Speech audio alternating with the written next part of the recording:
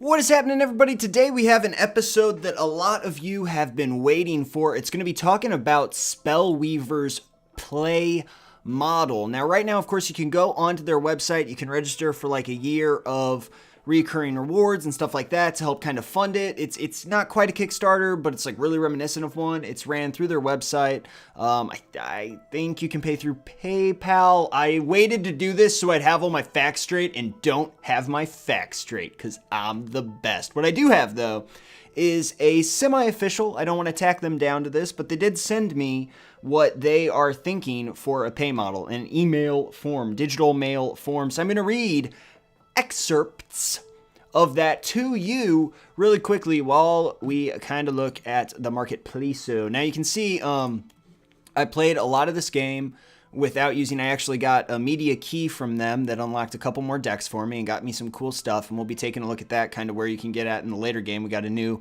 lovely lady as our lead now. But we will be talking about that, and now we can get new rewards and stuff. The quests are going to be part of this too, but we also have 2,500 crystals and things like that. So if you want to look at the rewards, they're, recurring, I think, crystals or, what am I trying to say? So you can get a lot of stuff here. Crystals or gold, stuff like that you'll get for buying that. Let's jump into the marketplace though, and let's look at kind of the pay model right now for what you can get on. At least it doesn't say best value.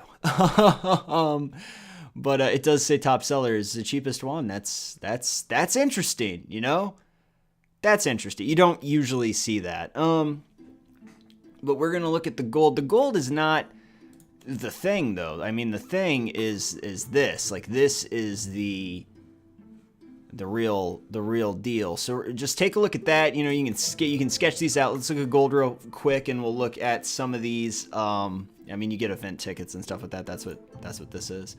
We'll talk about some of this here. So they're trying to balance the economy, which to me that means, since he specifically says that they're doing their best to make a balanced economy, which means to me that they might be open to maybe not like a Diablo-esque marketplace burning, but subtle tweaks in prices here and there and stuff like that. And they want to make sure that people can compete on equal grounds. Now he brings up the quests. We'll talk about that in a little bit. But basically, later we will have single player campaigns they talk about in different tournaments that will also give greater rewards. So the fact that there's going to be a single player type quest thing that's not just daily rewards, I think is very important, because that's a way to get people get their feet wet, maybe play against the computer, learn a little bit more about the game, and go on from there. Every card and every hero can be acquired through a pack. Card crafting is also on the horizon. He probably means a la Hearthstone, where you can exchange cards for like magic dust or whatever, and then shove the magic dust into a blank piece of paper and it turns into a card. So maybe something like that to exchange, extras. Now, to that point, and one thing that I really do want to experiment later, and you guys are going to have to look at this because I'm not 100% clear on this, and I haven't been able to check it out because I just got the new decks. Maybe we can do it right now. I don't know if you can use cards in more than one deck. So let's go ahead and back out of this. Let's go to our... It is really weird that you have to click on heroes. Okay, so let's click edit deck. Let's find a card I only have one of. Let's drag it in here. One copy in deck. Okay, let's go back. Okay, there it is. And let's see if we can do this. Edit deck. Hot damn. I love when games do this. This is awesome. And some of you guys might not know exactly what I'm trying to find out here. I was trying to find out if you had to have basically a copy of that card for each deck you want to run it in. There are some games, back in the day, it really hasn't been lately, that would make you have multiple copies, like 6 copies of a card, or like 8 copies of a card, so that you can run it in multiple decks at once, which is insane, because if you're a real physical person, you can take 4 cards out of a deck and put them in a different one. And even in these games, you could go into the deck editor every time you want to run a different deck and take them out and put them into a different one. It makes no sense. It's ridiculous. They might as well just let me do that. But that means to me that once you hit the cap, which I think is 4, I think you can only have 4 copies of a card at a time in there. Got hiccups striking when I'm trying to be all serious on this. Let's, you know, the one that we need to check out is this. Let's try to see if we can. Okay, we got 5 of those. Oh, you see, that's lands though. We would really have to go through here and waste some time. I believe from earlier experiences with this game that 4 is the amount of cards you can have. What I'm basically saying is that you can burn off extras when you get your 5 and 6th to try and get other cards because of the crafting. So that's always nice. There is no ETA on those features though. But you can craft specific cards. It's not like a random thing. He talks a little bit about the prices in real life money. It says that, you know, they might be a little bit cheaper than regular card packs, which this is always a weird thing because, you know, you never, with digital services and goods, it's just like, let's just talk about Comixology for a second because that's something I really enjoy. I don't like paying paper price for Comixology comics because they're not real. And that's just me though. So it's interesting when people talk about that. I'm not saying that that's specifically what this gentleman is referencing there. I think he's talking more about like a Hearthstone type thing, but that's always just kind of weird to me. It's kind of iffy because I'm like, I don't know if that's real, if you can really say that, but if you're looking at 2,500 gold right here for $5 and 2,500 gold, so that'll get you, that'll get you a good amount of packs, you know. It'll get you 20 cards for $5. You know, I don't know. That's interesting. And then the crystals obviously are the secondary currency that the game has. So he doesn't say too much more about that. Just, you know, kind of stuff that they've been working on this thing for a lot of years. And it's kind of obvious. I mean, it is really well put together for what I believe is a rather small development team.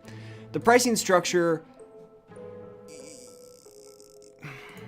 you know, the pricing structure's really neither here nor there right now. I mean, that's up to you personally. I'm just trying to show you how much it'll cost. You know, you get 200 crystals for this. That's 2 packs. So it's 2 packs. I mean, the crystals and the coins are exactly the same, you know, for how much stuff costs. So it's really up to you on what you would like to do, how much you feel you can spend on a game like this and stuff like that. What I want to talk about more, because the thing that makes free-to-play games like this more affordable, you know, more tangible for people, is the rewards and the packs that you get. And I can say that while frustrating at first, and this might be because I'm a little bit late to the beta and a lot of people had, you know, media keys and stuff that had way better cards, they are very generous with what you're getting. Just play 3 games and you get 3 booster packs, win 3 games and you get a whole new deck. You know, they're trying to be very flexible, and they actually have a really fun unlocking structure. You know, you have to beat these PvE challenges, which I think is really nice. Win 5 games with a nature hero, you know. They have fun stuff for you to try and do. I actually should just equip up that nature hero so I can start unlocking these. It's like skill trees almost, and I really like that because you're almost constantly hitting stuff and you're getting little rewards, and even if you lose, you get a little bit of gold. Remember when we look at quick battle, you get 20 for losing, and then if it's an unranked, you get 30 for losing. So that's the crushing part, when you're getting nothing. And then, you know, some of these are just play matches. Is that just play games, or that's win games? But some of the early ones are just play games with certain heroes and stuff like that. So that's the thing that really gets to me, is when you're losing, see, that's just play 10 games. When you're losing and you're getting nothing out of it, that can be kind of crushing. That's a sad moment for you. You know what I mean? And I understand, because I've been there before. When you start playing a new game, sometimes that happens.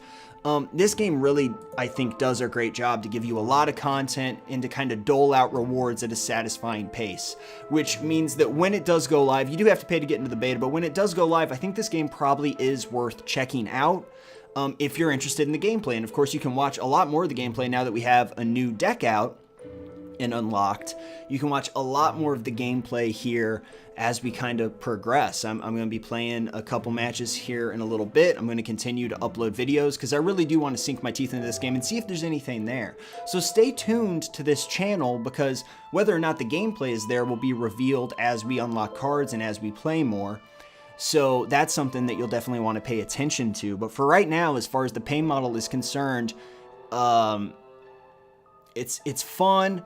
I like playing it. Again, like, I'm not going to tell you what to spend your money on, because it really depends on where you're at and if you would like to spend money on this. But to just get into it and start playing it once it becomes free to play, I really do think that they have a lot of stuff to keep you entertained. I played Soulforge for a year and never spent a single penny on it, and I was constantly winning drafts and stuff like that. It was really fun. And that game did not have this kind of structure with the constant rewards and challenges. You know what I mean? Soulforge didn't have that. A lot of the other trading card games that I played don't have that. I think this is trying to be really generous with that. Hearthstone has like the 3 challenges a day or whatever, but you know, obviously, and I think it was 3. I haven't played Hearthstone in a very long time, so I apologize if I'm wrong about that. Somebody correct me in the comments so that everybody knows what that's about. But I think this is a very, generous amount of content, especially if they're going to add single player, especially if they're going to add crafting and stuff like that. But that's stuff that we will talk about later. For right now, I would say that this is worth checking out. I mean, there's a ton of stuff to just kind of screw around with and play with. And if you like the gameplay, it's worth getting into. Speaking of the gameplay, you should subscribe to the channel, because we're going to keep playing this game off and on for a while now, and just keep having fun with it. So I really hope you enjoyed this video. I hope it enlightened you on what their pay model is like. If you have any specific questions, shoot them to me. If it's a really good question that I did not cover, I will ask it directly to them, and then I will come back and make a video of you guys' questions. So down in the comments, ask anything that you want to know. I'll answer it if I can. If I can't, I will ask them. Once I get an answer for you, I'll probably make another video that just kind of deals with those questions. So be sure to address any concerns you might have with the pay structure down in the comments. Once again, to just kind of look at this so that you guys can kind of get a feel for it. This is how much the gold and everything costs. This is how much the crystals and everything cost.